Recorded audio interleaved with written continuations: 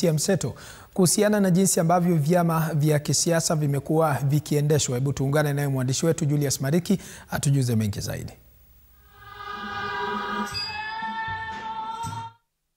Kuhusiana na mjadala wetu mzima kuhusu siasa ndani ya vyama, nitakuwa nazungumza na baadhi ya vijana, nikiwa nazungumza na kijana mojawapo ambaye ananidokezea kwamba nakufahamu sana Paul Kirobi. Atakuwa nakusalimu, pengine utamkumbuka bila shaka ukimwona na akizungumza. Pengine karibu sana bwana Kigen kwenye TV47, na utueleze moja kwa moja pengine siasa za vyama. Umekuwa mmoja wa wale ambao wamekuwa wakihusika sana kwenye siasa za vyama katika kaunti ya Taita Taveta. Pengine utueleze ni nini umuhimu wa kujiunga na chama cha kisiasa? Kwanza kabisa ningependa kusema ya kwamba chama ndio niseme ni engine ya kuweza kupata kile ambacho jamii inafaa kufaidika nacho. Ili jamii iweze kufaidika directly ama indirectly na mambo ya serikali na kile ambacho serikali iko na mpango na watu wa maeneo fulani. Kwa hivyo ni muhimu sana mwananchi, kijana ama mtu yeyote yule kukua ako miongoni mwa wale ambao wako katika chama fulani, ili kuweza kurahisisha uwezo wao wa kuweza kuitisha kile ambacho wanahitaji kutoka kwa serikali. Na tumeshuhudia migogoro katika uchaguzi wa UDA na vile vile ODM mara kwa mara. Pengine kama vijana, ni nini majukumu haswa katika chama?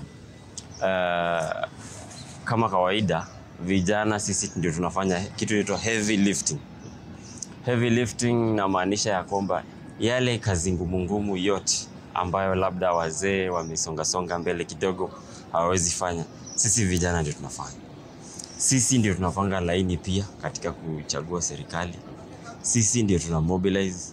Sisi ndio tunaweza kushauri wale ambao wako wengi mashinani hawajui nini inahusika katika kuchagua serikali fulani chini ya chama fulani. Kwa hivyo vijana tumeweza kufanya a lot of heavy lifting ambayo kwa wakati mwingine labda haionekani, na wengi vijana tunajipata tunafifia katika kushughulika na mambo ya chama. Na pengine ukigusia hilo nitakuuliza pengine ile structure ama muundo wa vyama pengine umewafaa kwa njia gani? Hapo nyuma nafasi ya vijana ilikuwa ndogo mno, lakini kwa sasa kwa mfano chama cha UDA peke yake tumekuwa na grassroots elections, na hiyo grassroots elections nafasi ya vijana ndio imekuwa nafasi kubwa kuliko nafasi zingine. Tumekuwa tunachagua vijana 4 katika hatua ya polling center, na hiyo yote imekuwa ili kuweza kusaidia vijana wanapopanda juu waweze kupata nafasi yao nzuri katika chama na structure ya chama.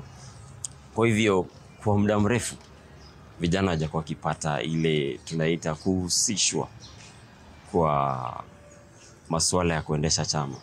Sometimes labda sisi vijana tuna makosa 1-2, lakini kukosa kutuhusisha inafanya tukose kuelewa zaidi. Sawa, msalimie Kirobi tukimaliza. Habari yako Paul Kirobi, pokea salamu zangu. Sijui niseme mimi huyu ni classmate wangu, deskmate. Nafurahi kusikia anaendelea na kazi. Tukiwa shule aliniambia, Kigen, lazima utaniona kwa televisheni nikitangaza. Kwa ndoto imetimia. Kwa hivyo ndoto ilitimia. Naamini ya kwamba tutazidi kukutana zaidi kwa mambo mengi zaidi. Asante sana Paul. Thank you.